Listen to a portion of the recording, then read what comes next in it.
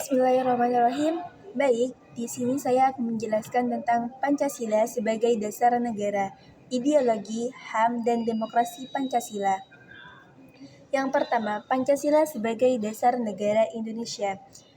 Pancasila adalah dasar negara Indonesia, yaitu pandangan hidup bangsa yang menjadi sumber dari segala hukum dan peraturan di negara ini.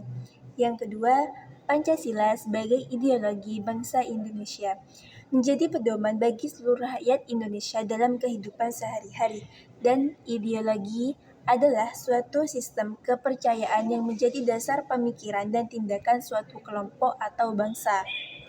Yang ketiga, penjelasan tentang HAM dan penerapannya di Indonesia.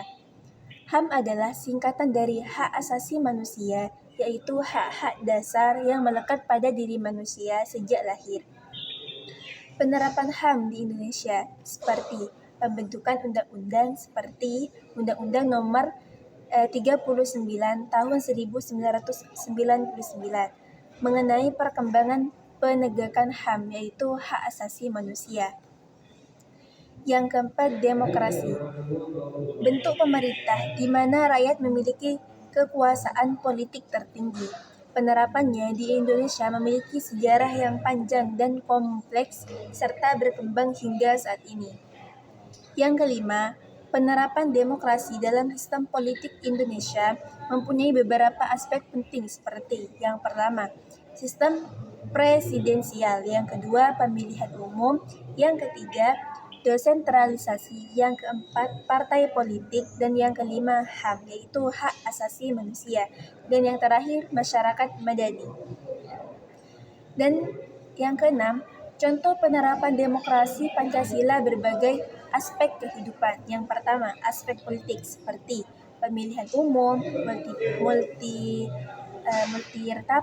multipartai, yang ketiga sistem presidensial, dan yang terakhir desentralisasi. Yang kedua, aspek ekonomi. Ekonomi yang pertama, ekonomi pasar, koperasi, dan perlindungan konsumen. Dan yang ketiga, aspek sosial seperti kebebasan berserikat, toleransi beragama, kesetaraan gender, dan yang keempat, aspek budaya.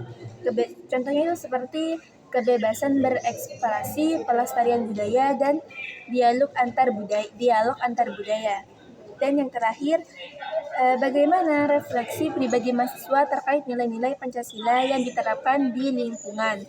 Ada contoh yang mungkin bisa muncul seperti pentingnya gotong royong dalam seperti kegiatan organisasi atau kumpulan. Saya merasa pentingnya gotong royong yang dengan bekerja sama seperti dengan satu kelompok dengan yang lainnya, sehingga akan membentuk kerjasama yang kompak seperti itu. Begitu juga, dan ini mengingatkan saya kepada sila ketiga, yaitu tentang persatuan Indonesia. Mungkin sekian dari saya tentang Pancasila sebagai dasar negara, ideologi, HAM, dan demokrasi Pancasila. Seperti itu.